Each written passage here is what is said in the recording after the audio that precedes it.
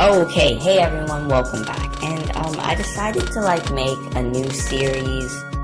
It is still gaming related, because if it wasn't, why would I upload it on my gaming channel? But what I mean is basically, I wanted to talk about how some different games don't really make much sense. I mean, like, all video games, there are some stuff in it that don't make sense. And it is because the creators of the game want the game to be fun, challenging, all at the same time. And this is perfectly normal for things in games to not make sense. So I decided to pick Bloons, and yeah, let's just get started. This is getting really awkward. Bloons has so much stuff that doesn't make sense. I don't even know where to start. Let me just think for a few seconds. Yeah, let's start with the Spike Factory spikes. The first thing about these spikes is that for some reason, let's say it's a nice little river not tile, just place, and then the little spikes, they just float on water for something. Like, are these plastic spikes or something? Yup, definitely plastic spikes. There's no way they're gonna be floating on water this time, because if they would, these red hot spikes would cool down and turn into normal spikes, right? So they're probably not floating on the water. Wait a minute. There is no way that these spikes are going to be floating on water. These aren't even spikes. These are spiked balls. And they're not just any spiked balls. They blow up. And do you know what this means? This just means that basically they're not plastic anymore. They're going to be solid metal. This time they're probably not even floating on water. They probably just emptied out all the water in the lake. Yeah. Now, according to the description of white hot spikes, it says that the spikes are designed to cut through metal. Sorry, I'm not actually reading it right now. To cut through metal like butter. I'll just say it like that. And, well, it says, though they are lead. Which brings up the next thing. We'll come back to, which is, how do lead and ceramic balloons float in the air? Do you not know how heavy or dense, actually I'll use heavy, lead and ceramic is? So according to this chart that I made, which, thanks a lot, you actually managed to make me do some research. I did not want to do any research for this, but the density of air, if it is denser than air, it's not gonna float in the air. And this is the density of helium in a balloon. I feel like I made a mistake on the density of air, but I don't really care. And if you take a look at the bottom, density of lead, I'm sure I didn't make a mistake this time. And ceramics is lighter than lead, so that explains why they move so much faster than lead. But lead is so much denser than air. I still don't even understand how that balloon's supposed to float. And ceramic balloons, they can't even come at the speed of a red balloon. Since we're on the topic of a balloon right now, somehow lightning wizards are able to pop balloons. And I'm pretty sure balloons are made of rubber, so how does this even... So this just doesn't make sense. Just look at these two lightning wizards go, away at popping balloons with lightning. Now, there is one more thing about balloons. Like, those tiny little balloons, there's just one thing.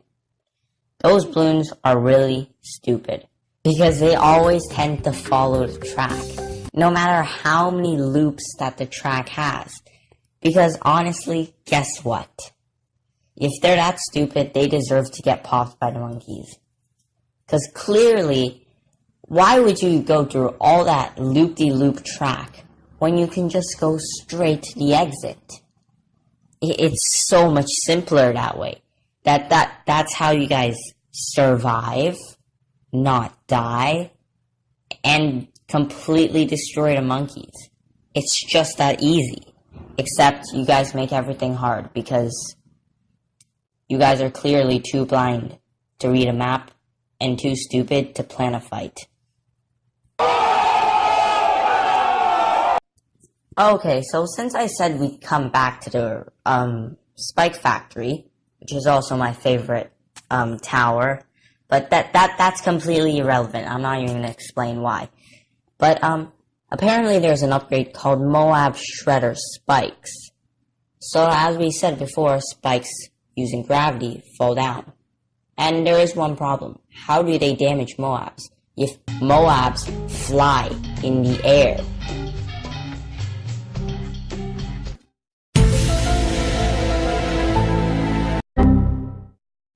Yup, definitely the case of floating spikes. One more thing, or more like the second last thing I want to address before the video ends, is glue slows down a balloon. Yeah, it's not like the glue's attached to anything, so how's the balloon going slower? This is just classical games. Another thing about the glue that I forgot to mention is that the balloons are losing the glue over time. And,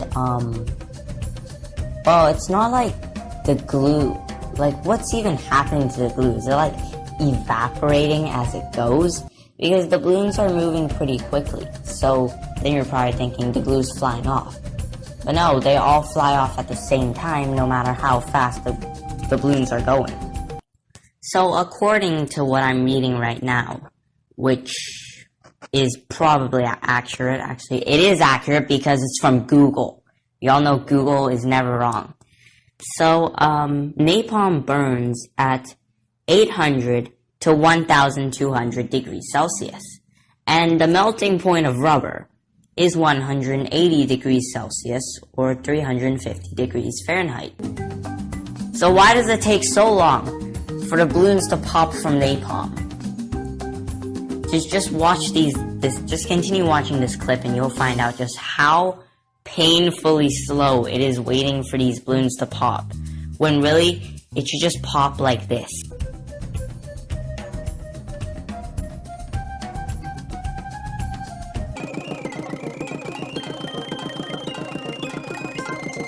So that's about it for the video. I'm really tired. I've been filming this video for like 8 hours already. It's 8 o'clock already, and I started filming at noon. So I'm really tired and I'm hungry. So it's pretty much see you guys next time. There are probably still a lot of stuff I forgot to mention, but you know, things tend to slip on by. So see you guys next time, which will probably be the next episode in the series. And I'm gonna do Minecraft next because, yeah, I have lots of reasons. I'm probably not going to explain it in this video. And now you can just see the fails of me trying to pop a balloon. It's kind of funny. Well, okay, anyway, see you guys.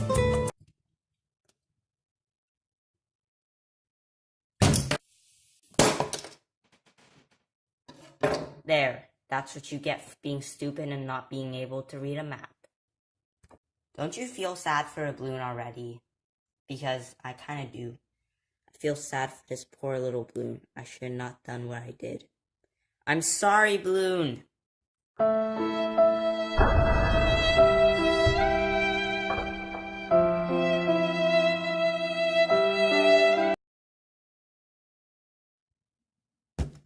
Place.